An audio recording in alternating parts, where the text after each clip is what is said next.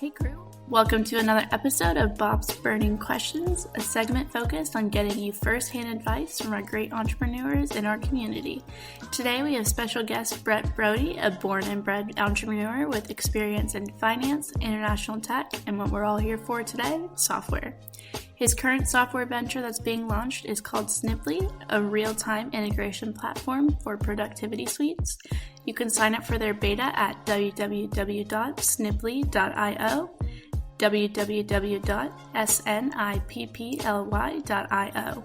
Brett's story coming up next. Hi, my name is Brett Brody. I'm the Chief Strategy Officer at Source, which is an interoperable storage network and Web3 dev platform. I'm also an advisor at VentureOut, which is a global startup accelerator, and I'm hyper-focused currently on the launch of Snipply, which is a real-time integration platform for productivity suites. So a little bit about my background. I've worn many hats in my career, although I would say my background starts at an early age, helping my father with a side business in the sports collectible space, which was really my first entrepreneurial experience. I started developing software in high school through engineering courses and also learning on my own. I went to college in 2005 in New Orleans, which was actually the year of Hurricane Katrina. The silver lining was the ability to work with local businesses and startups and take part in a community that needed to build back up, really giving me a strong sense of purpose and identity in building, or in this case, rebuilding businesses and communities. I went to school knowing that I wouldn't become an engineer and decided to study finance and music. Unfortunately, graduating in 2009 with a finance degree was pretty much useless because of the market crash and the hiring freeze, which led me down a more entrepreneurial path. So I started working for a fintech company, or really a startup trying to be a more mature company. They just had raised some money and opened up a New York office. They were originally from France.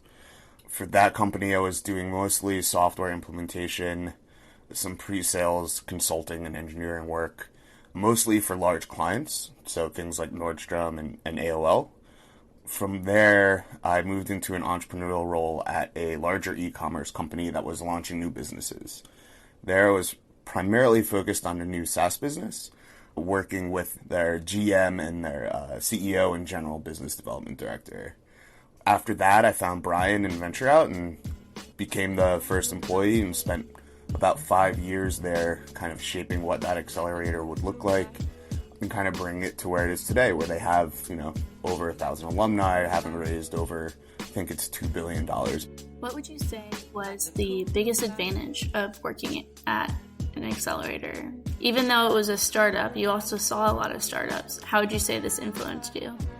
I pretty much joined just past idea stage, where we were running some events and the earliest stage or earliest MVP of the program was kind of being worked out. So it was really interesting kind of joining at the ground floor level, where you would have input on, the entirety of the business.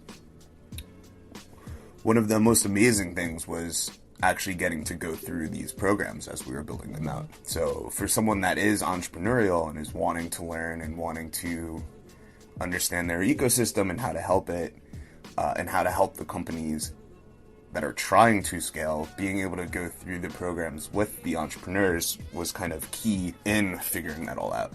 Being in a startup means you're almost never going to have a normal day at work. What would you say your favorite moment is being in the startup space?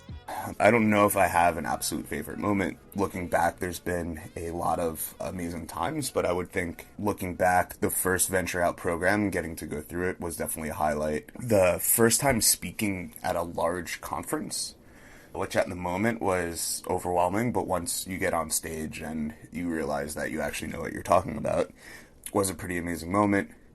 As well as fun time kind of wearing the fundraising shoes as a startup operator and walking into a VC office and sitting down in a boardroom to pitch them. It was definitely a pretty amazing experience.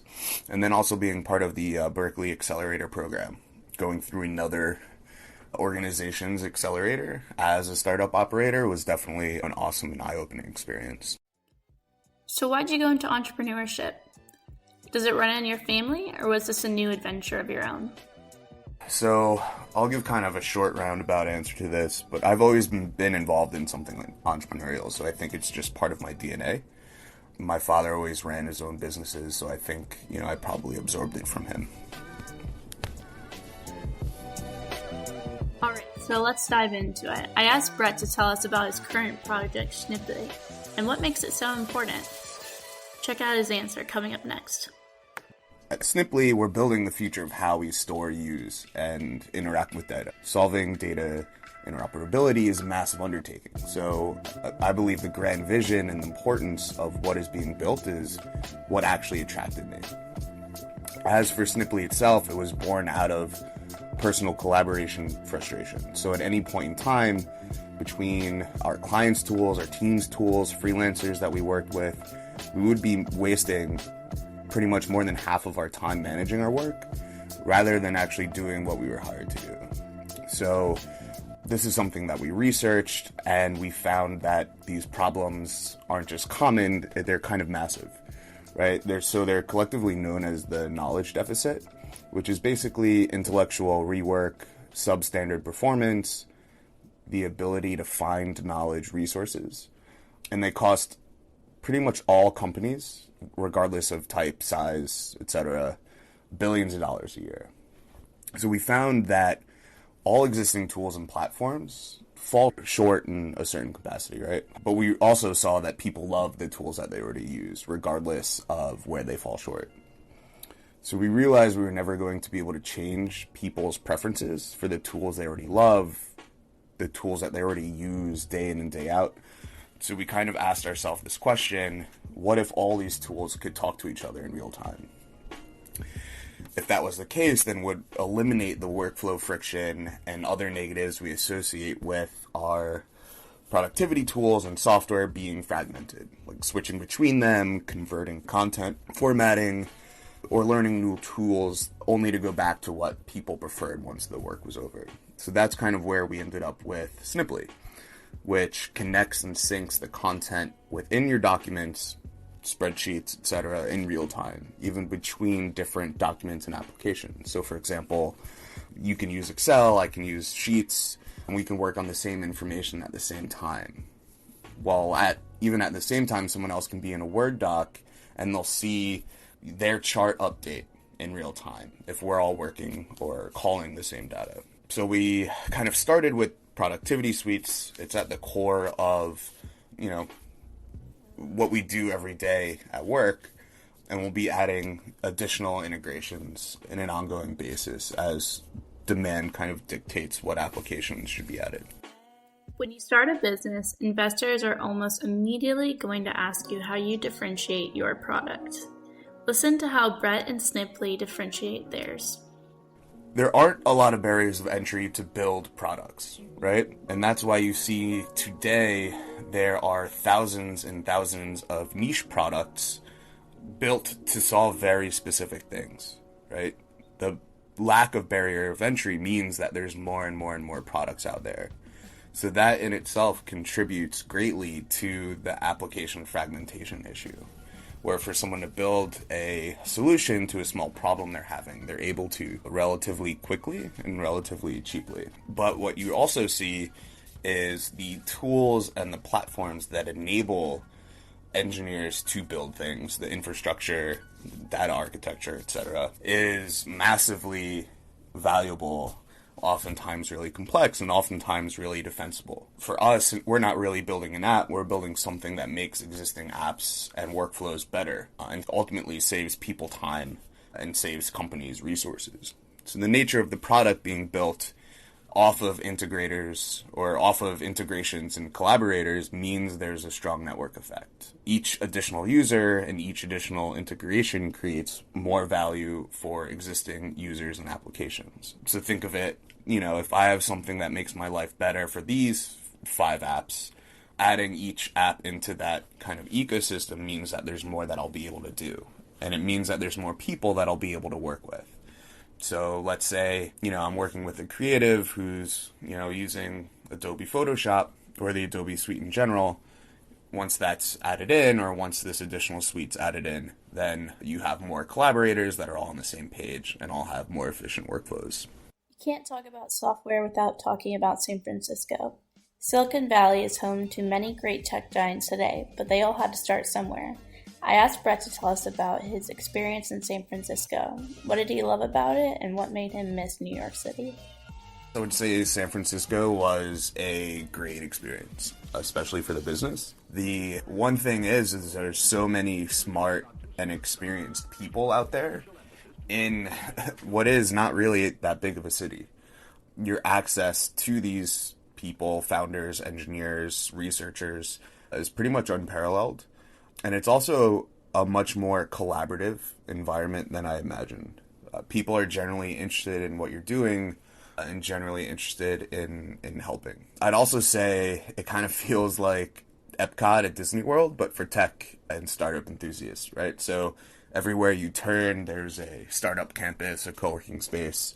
It really just feels like you're being immersed in that environment. And while I'd say New York has definitely evolved over the past few years, San Francisco is just on an entirely different level when it comes to that. I'd also think the way things work out there in general is one of my favorite aspects of everything. It's way more relaxed and way more informal than New York. For example, one of our partners had a barbecue every weekend. People would be hanging out by a pool, shooting basketball, grilling. But, that environment was also conducive to business. They would theme those barbecues. So you would have kind of a pitch event from a local accelerator. They would bring their investors to the barbecue. So you'd be talking to and pitching VCs in shorts outside of a pool in someone's backyard, as opposed to, a traditional boardroom like you basically only have in New York City. In terms of the negatives or other aspects that maybe weren't super favorable, you do kind of get startup fatigue at a point. You have a lot of the same conversations over and over. And it does feel like everyone there is building a startup, right? So everyone is kind of hustling and doing their own thing and trying to grow their own company. And then also in terms of just the city itself, it's really spread out. Or not the city, but I guess Silicon Valley in general. You're not talking about San Francisco itself, because not everything's based there. In fact, a lot of things aren't actually based in the city. So getting to places, meeting up with friends, going from one meeting to another meeting, getting to an event at night, it's way more challenging than New York, and it's kind of challenging in general and can be a bit taxing when you're traveling so much from place to place. The software world is very competitive, and the last thing you want is someone out there ripping off your code and beating you to market. Brett gave us some guidelines to protecting your investment in software.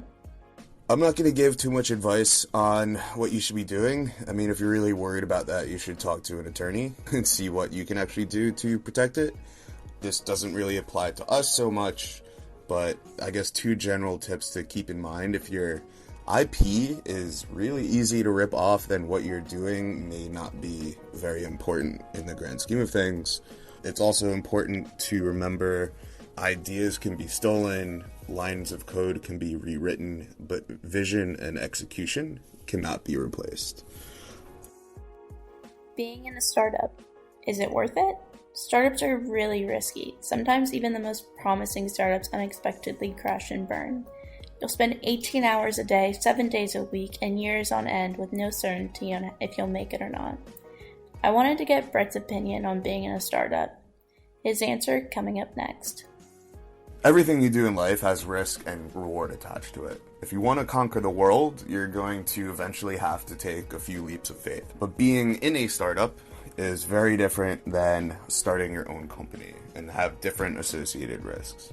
Being an employee at a startup, you have the same risks working anywhere, except they're just heightened because of the fact that the company can fail. But starting your own company has much different and much more heightened risks to go with the much more heightened potential rewards. I do think, though, When you are starting a company, especially a venture-backed startup or a potentially venture-backed startup, there's different types of risks that you can look at, and there's different ways to mitigate those risks, right? So you have systemic risks or macro level risks associated with scaling a company. Good VCs, good advisors, good partners are able to mitigate those. So making the next great hires, raising your next round of financing, helping out in terms of business development, getting PR, do they have business functions or experts in-house or relationships to help you with things like accounting, legal expertise? Do they have a network of founders or partners that'll be able to add value or, answer questions when you have them and you can't find the answer on your own? So VCs, partners, advisors, they can help you with those larger general risks associated with building and scaling a company. When evaluating the risk-reward ratio when building a startup, you really need to focus on the idiosyncratic risk, the micro-level risks associated with the startup. So this will tell you if you should actually be solving the problem you are looking to solve. And these are things like, how well do you fundamentally understand that problem? Are you a domain expert in whatever area it is? How are you positioned to other founders, other startups in the space? What's proprietary? What talent is missing from you or the team? What talent do you need to add? What validation from the market can you find in terms of pointing you to solve the problem in the way that you view to solve it? Different things like that are how you kind of figure out if you should be building this company, or if you are, let's say, an enthusiast as opposed to an expert in that space. Fundraising. For an introverted founder, fundraising can be a daunting nightmare. But even for the most extroverted, walking into a room and asking an investor for millions of dollars based on an idea can be a tough sell. As Brett also worked with hundreds of startups when he was in an accelerator, in addition to being surrounded by startups in Silicon Valley, Brett laid out what mistakes he commonly sees startup founders make and what they should do to avoid them. Trust me, you're going to want to hear this. So I just wanted to kind of stream of consciousness go through mistakes that I've seen founders make just over the years. Some of these are a bit catch-22, but I think understanding or having the mindset that these things are going to happen or you'll go through them as challenges, I think is important because it allows you to be more prepared once you hit these milestones or hit these challenges, whatever it may be. I think all startups make errors when they're fundraising. It's not a smooth experience. So just running through some of those challenges, I think founders think their company's ready for capital when they really aren't. Maybe they don't have customer validation. Maybe they don't have enough of the technology built. Maybe it's not even the company. Maybe it's them personally aren't ready to raise money. Maybe they haven't thought through answers to the questions that a lot of the VCs are going to ask. And maybe it's they don't understand the problem that they're solving enough, or how their solution is primed to be the best solution for that problem. I think another huge mistake startups make is they don't research the investor enough. It's a two-way street. They're doing their due diligence on you, and you have to do it on them.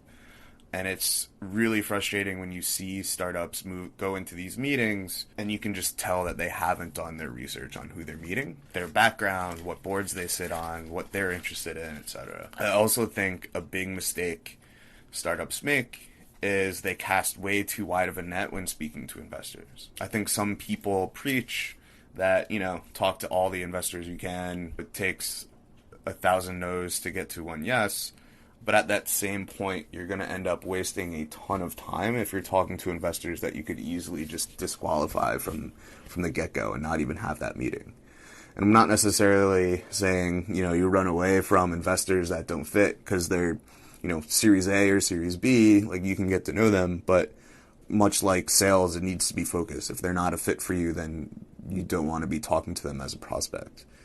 I also see founders from areas outside of New York and San Francisco that are too polite, right? They don't follow up soon or often enough. They aren't pushing to get to an answer. You need to get to a yes or a no quickly. If it's taking forever, then they're not actually going to write a check. A lot of founders don't ask the right questions. Again, this kind of goes into doing your research.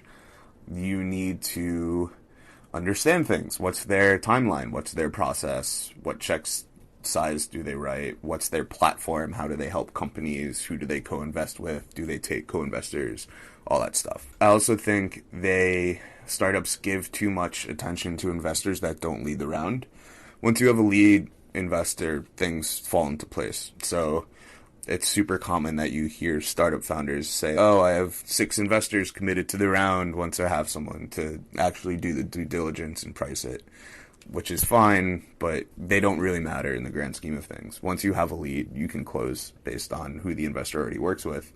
Or they'll do your whole round, because a lot of investors don't want co-investors. They don't want to do the due diligence and have someone piggyback on their hard work. If they're doing all the work, they want all the upside. I also think founders don't find a champion advisor early enough. So if you're building a database company, go out and get the best database guy in the world on your board, or get him involved as an advisor.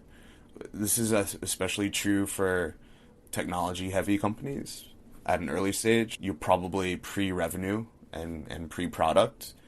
Your value is going to be your code and your vision and who you have involved. Unless you're a serial entrepreneur with billions of dollars in exits, you probably need someone that's looked at as a champion in the space, as an advisor or whatever it may be. I also think startups have trouble distilling their communication to something that's simple enough for anyone to understand. We tend to fall in love with what we're building and want to talk about everything, as opposed to only talking about the most important few points. It's really important for startup founders to be able to take in feedback and go back to the drawing board, go back to the messaging, and tweak things, right? And see where that goes in the next conversation.